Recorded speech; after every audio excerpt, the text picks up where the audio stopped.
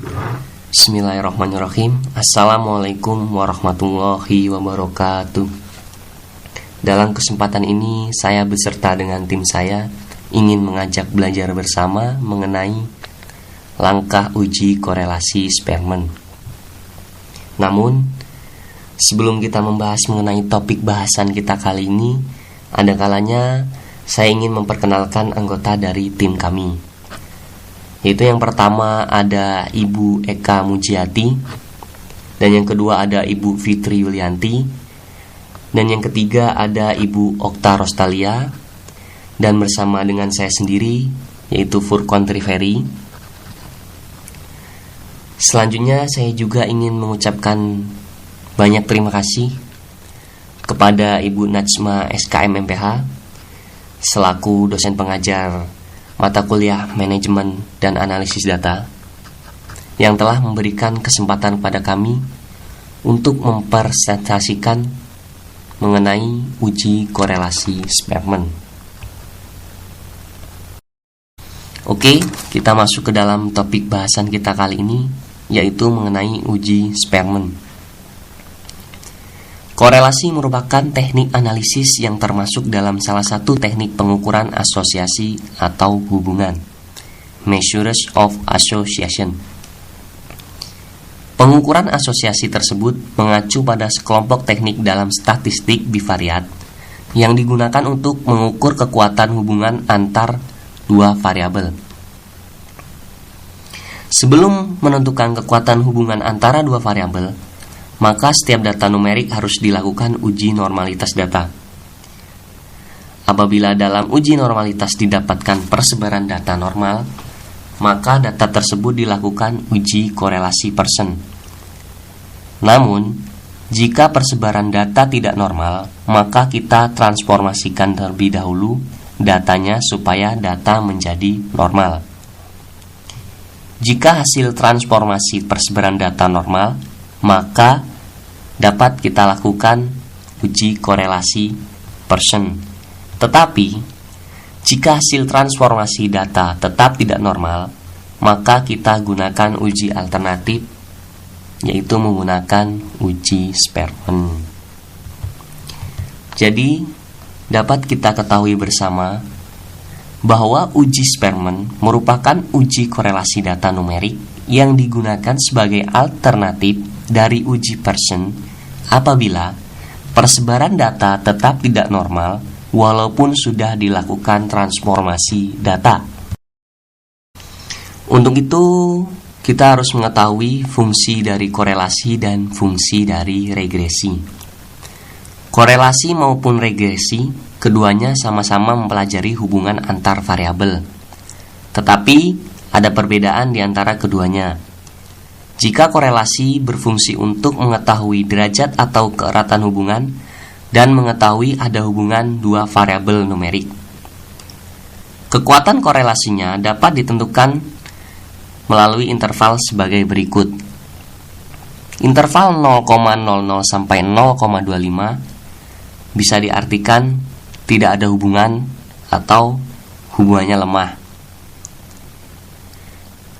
Sedangkan interval 0,26 sampai 0,50 dapat diartikan hubungannya sedang. Interval 0,51 sampai 0,75 bisa diartikan hubungannya kuat. Dan interval 0,76 sampai 1,00 bisa diartikan hubungannya sangat kuat atau sempurna.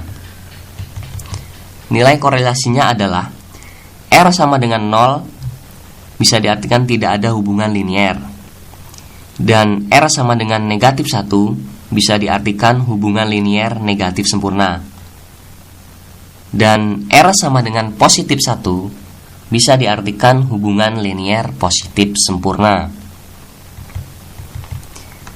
Sedangkan regresi sendiri itu berfungsi sebagai korelasi plus yang bertujuan untuk membuat perkiraan atau prediksi nilai suatu variabel, yaitu variabel dependent, melalui variabel lain, yaitu variabel independen.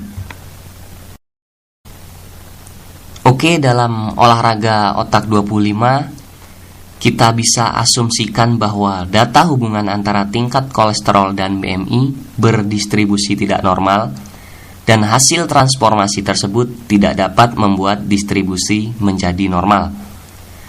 Maka alternatif yang kita gunakan adalah dengan uji Spearman.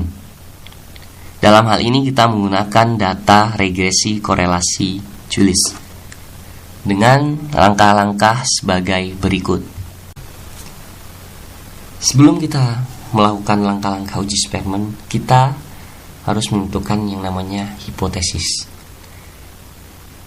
Pada umumnya ketika akan melakukan penelitian, kita tentukan terlebih dahulu mencoba mengutarakan jawaban sementara terhadap masalah yang akan diteliti atau hipotesisnya, yang kemudian akan dibuktikan kebenarannya.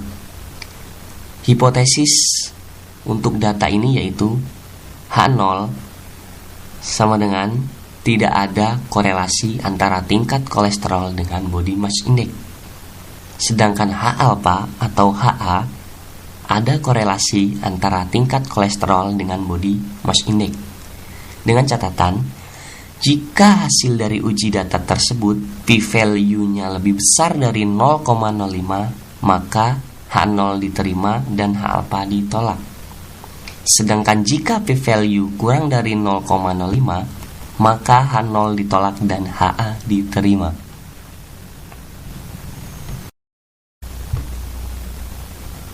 Oke, kita masuk ke dalam langkah uji korelasi Spearman. Langkah uji Spearman yang pertama yaitu kita masukkan data yang akan kita uji pada SPSS. Caranya, kita klik Analyze, pilih Correlate, kemudian kita pilih Bivariate. Selanjutnya akan muncul kotak dialog sebagai berikut.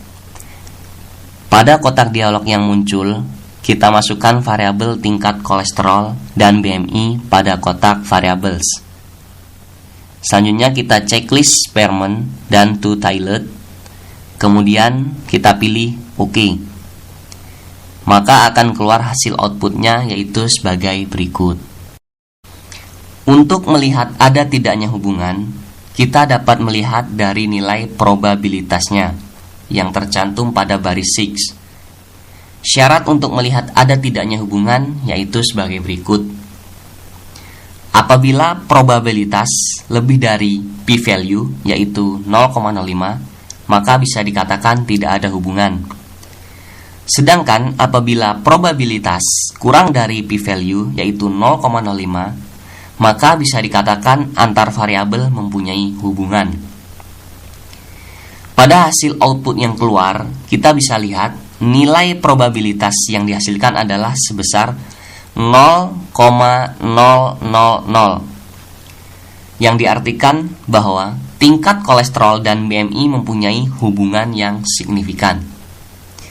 Untuk hubungan sebab akibat ditunjukkan dengan tanda positif atau negatif dari koefisien korelasi. Dari hasil output, kita dapat lihat bahwa koefisien korelasi antara tingkat kolesterol dan BMI adalah 0,405, bertanda positif. Hal ini berarti semakin tinggi tingkat kolesterol, maka BMI akan semakin meningkat. Nah, ini tabel yang bisa kita laporkan. Variabel yang kita gunakan yaitu tingkat kolesterol dan BMI. Bisa dilihat R sama dengan 0,405 dan p-value 0,0000.